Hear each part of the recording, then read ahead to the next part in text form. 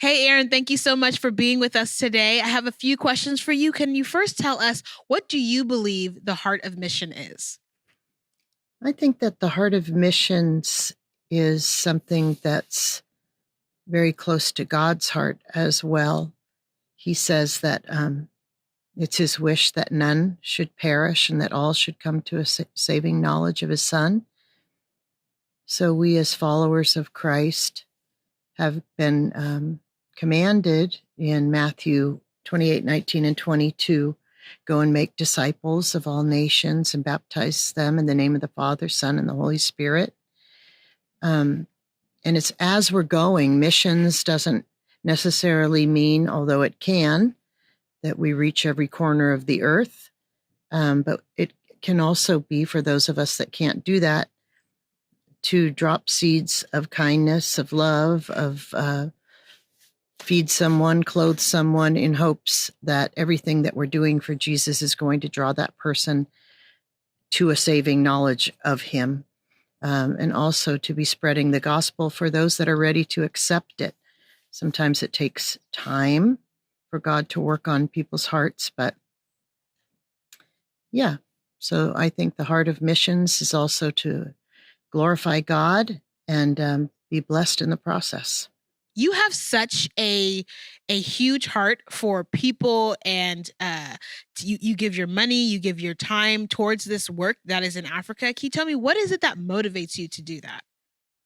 Through the years, we've done medical clinics. We've had Canadian doctors come to a little clinic that we built, see the people of the village. We've had our own people go over there, and we've gathered all sorts of materials to go and have blood pressure clinics and time for doctors to see the people of the village. That's been motivating. We've had one of my favorite things is when we got 500 glasses, readers from the dollar store. And Pastor said of all the things that our 40-foot container had in it, medical stuff, that people really cried when they could see to read. So that was motivating. Next year, we're going to do a vacation Bible school. So all these things that God is allowing us to do and giving us the strength to do, the money to do, it's really wonderful to see him bless it and see it all the way through. So that's what keeps us going as a church, and why we keep giving to the missions in Africa, because we see where our efforts are going. I know that you guys are currently working on sending another 40-foot container to Africa. Can you tell me what your role is in this mission?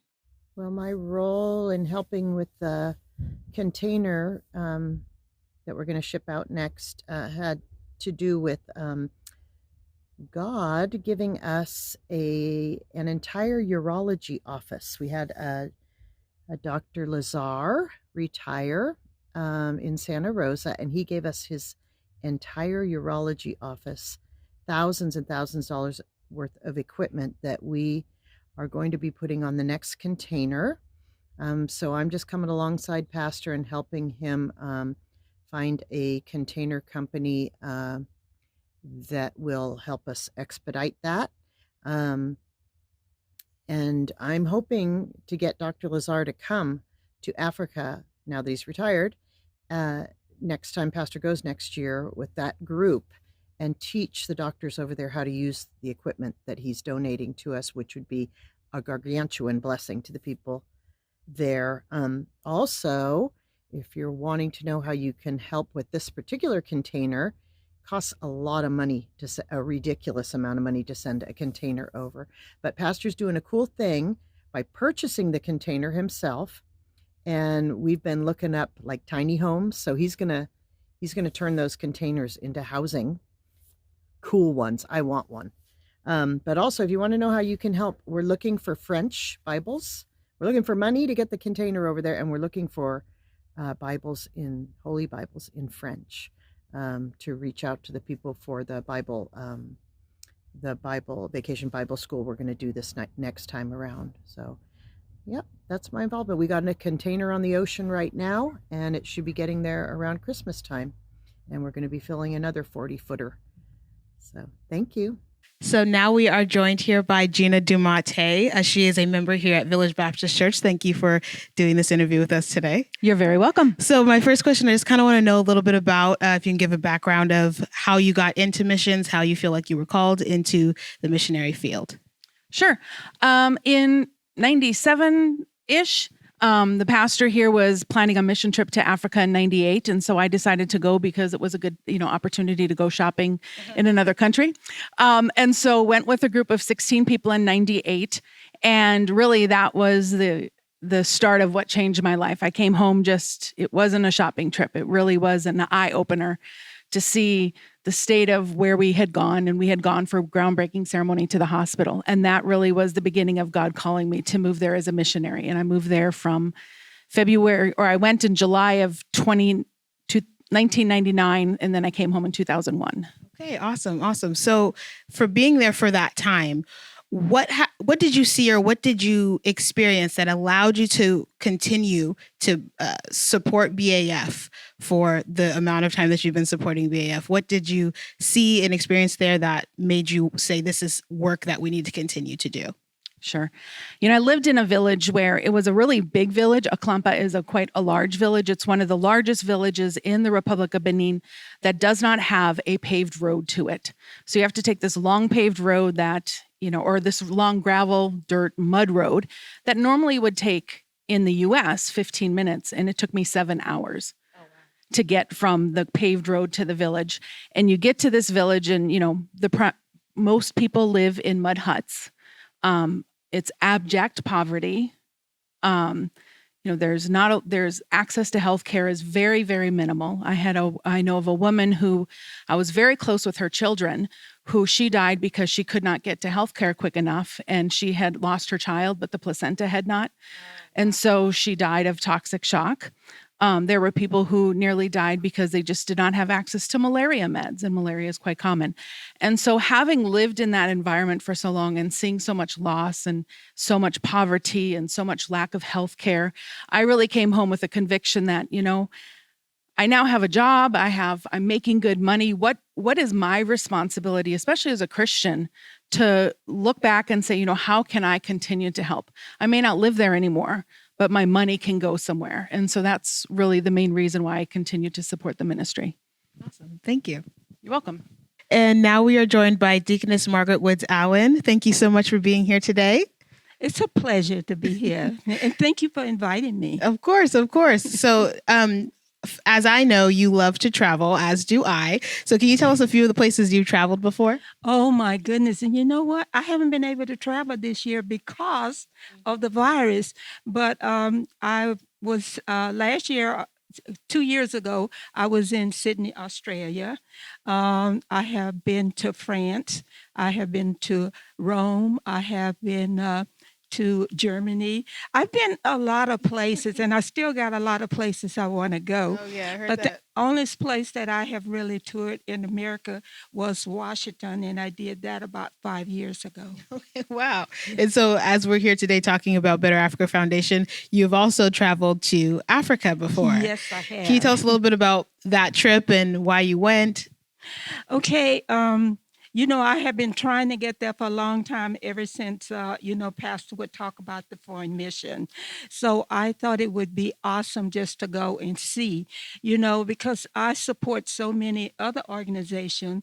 But so I wanted to really go and see, why I was supporting this. So when I went, the need was so great. I mean, you just wouldn't imagine, how needed they are there, And after I went and came back, I increased my donations because I knew it was going for a good cause, Awesome. Yes. Do you think that you'll ever go back again if you can? If the Lord is willing, I really do want to go back. And it's an awesome place, but it's a needed place. But I really do want to go back. And one reason that I want to go back is to serve. I often think about, it's not one day that go by that I don't think about when I went. I think it was like 3 years ago we went, and when we were, there, I think a clamper when the hospital, and I mean, the need was so great and the people was just coming and we were not able to serve all of them. I mean, it was just, we were there for 3 days and I mean, it was like thousands of people coming to be served because it was a need for them for medicine. And some of them hadn't seen a doctor in, a very long time. And it was one lady there, she couldn't see. So we got around helping her find glasses because we took a whole bunch of glasses with us. So we was around there helping her find the glasses. And once she found some that she could see out of, it was so awesome. It's like a little dance that all of us was doing, it was really great, So to go back, yes, I want to go back and serve because one of the greatest opportunities for me is to be of service to someone who's in need. Thank you so much. We are joined here with Juanita Douglas. Thank you so much for being here today. So we have a couple of questions for you. First, can you tell us a little bit about your work background? Okay. I was a commercial carpenter for 17 and a half years. And then for another 15 years, I worked as a land surveyor. So being female in 1983, it was a major accomplishment to work almost 34 plus years in construction. And by doing construction, I learned all the ins and outs. And I even got as high as being a project superintendent for this huge facility that was built in San Francisco in 1999, the Kaiser Medical Center. And 90% of my work was done in the city of San Francisco. So I was the head surveyor on the 3rd Street Light Rail, Transbay Terminal, AT&T Park, Warrior Stadium. So I was in charge of setting up all of those jobs. Those were my jobs. May 2014, I retired and found that I was quite bored and I needed something else to do. And I kind of fell in to where I started teaching and training other young people to come into the trades, especially women, because there's a lot of money to be made there and you can take care of your family without any extra stuff. And so now I teach full time. My title is construction instructor and business liaison. So what I do is I teach a 10-week construction class, all the hands-on, and we literally at the end of the class place, I say young people, but a lot of them sometimes is the same age I am, and we actually place them in union construction jobs. That's awesome. And I got involved in this, and I joined Village Baptist Church and found out they had built this hospital in Aklampa in Benin, West Africa. So in 2008, I went over with the pastor and Deacon Allen because it needed some repairs done. It was it was kind of falling apart. Right. Yeah. There was a lot of cracks and stuff in the walls and stuff. So between me and Deacon Allen, we took pictures and narrated what needed to be done. And quite a lot of that work has been done. Awesome. So I received this request from the pastor as to what I thought could be done to actually, modernize it and stuff. I understand there's electricity there now. So there was a list, and excuse me, I need to look at my notes. No problem. Electricity, it needs a new roof, still a lot of cracks, but because it's made out of masonry, there's going to be cracks. Okay. And most of those are not really dangerous, or the building's not going to fall down. It's made out of masonry, so they're going to crack because the ground is always settling. So basically, my thought was, what order should these repairs be done and approximately how much the cost would do? So I went online and I did some research. So there was also a request for the screens for the mosquitoes. That should be number one. That should be the very first thing taken care of. I couldn't find anything on the internet that would explain the price. But I did look. The next thing that should be taken care of is the roof, because otherwise, I found out that there's 14 inches of rain that falls in Atlanta every year. So that's actually quite a lot That's of a lot rain. of rain. Yeah. So I went online and I found that basically it's about 3,000 naira, $7.88 here in America per square meter to replace the roof. So if the roof is like 1,600 square feet or 148 meters, it would cost about $3,500 to replace the roof. I know the hospital is probably a lot larger than that. And then the next step would be to make sure the electricity is working, because you're not going to be able to do anything without that. I couldn't find any pricing on that. But the one thing that I found really interesting was suggested that you tile the operating rooms and the recovery rooms. And actually, that's not a very good idea, because there's seams and bacteria. So actually, just plain old linoleum works better than anything else. So that was pretty much my research and pretty much what I looked at. See if I missed anything. Uh, no, it looked the most cost would be like for 450,000 naira, $1,182 to replace a 1,600 square foot roof. Okay, wow.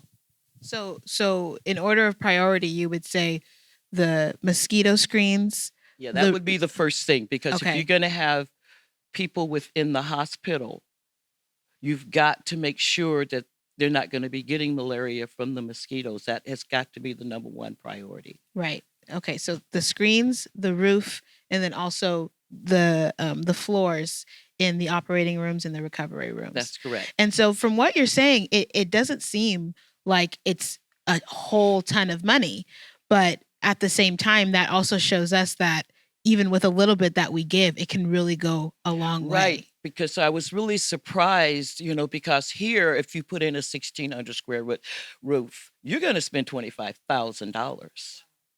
So after my trip to Atlanta, I started donating every month, and I have been since 2008, because I found that it really makes a difference. Because of some medical issues I have, I can never go again. So I am really depressed about that, because I love the area and always wanted to go back. But I am willing to do everything I can to continually help, especially with that construction part, because there's not a lot of people around that has the experience and background that I have when it comes to the construction. Thank you so very much. We are joined here by my twin.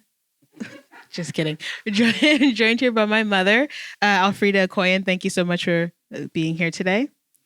So, our main question is: do you only help Africa because your husband's African? Well, honestly, that's probably the very first reason why I began to support Africa, because, of course, I'm married to the man who has the vision. So it would be kind of difficult not to be in support of what he does, because he truly loves the people of Africa. He truly loves his homeland, and he has a big heart. So to try to get in the way of that would be ridiculous. So I'll just get on board with him. So that's what I've done for the last long time. Long time. Your son told me to ask that question, just so you know. So can you tell us a little bit about your connection to Village Baptist Church? Well, I'm the pastor's wife. We've been married for about 39 years now. And like I said before, he has a passion for people. He has a passion for his homeland. And I think there have been times when I think he's trying to do too much, but he's got a big heart. When he has an idea about something, he just goes for it. So I've just learned to kind of step back and let him do what he does, and let God do what he does through him. Sometimes we got to rein him in a little bit, but for the most part, that's his heart. So it's what we allow him to do. And have you ever been to Africa before? I've been twice, and the last time was, I think, 2016, 4 years ago. And we had a really wonderful time. I think Sister Margaret talked earlier about working in the hospital for like 3 days and just we're not doctors or medical doctors, but we acted like we were during that time. And we had a good time, just seeing people coming in and just simple things that we take for granted, being able to go to the store, buy $1 pair of glasses to be able to read was a big deal to them. So being able to go through and help them find glasses to help them see, being able to help the nurse with bandages, and just it was just a blessing to be able to be there to do what we can do to help people who don't have the advantages and have all the things we just kind of take for granted.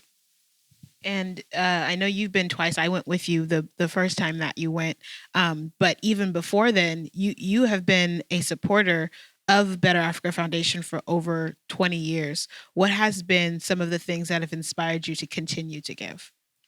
Well, it's like those who were speaking earlier said, when you see a need and then you can go back and act like you didn't see the need, then that would be something wrong with me. So God has blessed us in order to bless others. It's not just to hoard it and keep it to ourselves. So I love when God can bless individuals through me, through others. And that's what we're here for. Not again, like I said, not to hold on to his blessing, but when you can see um, how God has blessed you, blessing others, then that's worth everything. Thank you very much. Thank you. In order for us to continue the work in Africa, what is it that you say we still need? Well, money is the primary need because sometimes buying things here and taking over there is cost us much more money. So if we get cash, then we take it over there, we send it over there, we convert it over, and we can buy more things over there. So now we are looking for medicine. We're looking for things like Tylenol, um, Bayer aspirin, um, Advil, mosquito preventative wipes or whatever they make now that you can put on your body. Uh, Things like that. We need them. We need mosquito nets that can be put over a bed. Um, but the most important thing is that I want people to know is if you don't want to go out shopping, especially during COVID-19 era, you can just send money. You send the money you write your check to Village Baptist Church, and you will see the address. The address will be shown after the program, so you know where to send it to. Okay. And what would you say are our next steps? Well, we just sent a 40-foot container that left end of October or early November. We have bought another 40-foot container. Hopefully, by the end of this month, we're going to have it on site at the old church in Marine City. We'll have it there for probably about a week, and we're going to load it again. We have a lot of equipment that's been donated to us by a doctor that retired and gave us a lot of things, that I'm very sure many hospitals over there don't have. We're going to send those, and we're going to gather some more other things. Um, Safeway donated a lot of toilet papers to the old thing. We're going to ask them for more toilet papers or whatever else they can donate. We're looking for shoes for kids during our sports camp. We put some shoes in the last container, almost about 100 pairs in the last container. Uh, Anything that can help us do the work over there, we're going to put in the next container. It's another 40 foot. So anyone that wants to help us, this would be the best time to do that. And hopefully, the Lord willing, I will travel next year with whoever wants to go. and we need volunteers. We're going to do this time when we get there, we're going to do Vacation Bible School for a week. So we're going to need people going to teach. We're going to be hiring translators when we get over there, because I know most of our people will be speaking English, except for Hope, but Hope cannot go. So anyway, that's our next step. I really want to take this time to thank all of our supporters. There are about 20 people that support us on a regular basis every month. There are 3 churches that have been supporting us. Village Baptist Church, of course.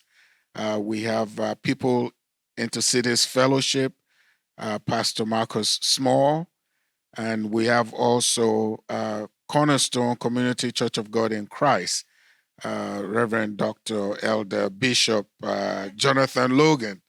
They have been supporting us. And Dr. Logan's wife, Sister Dr. Carolyn Logan, also is a monthly supporter.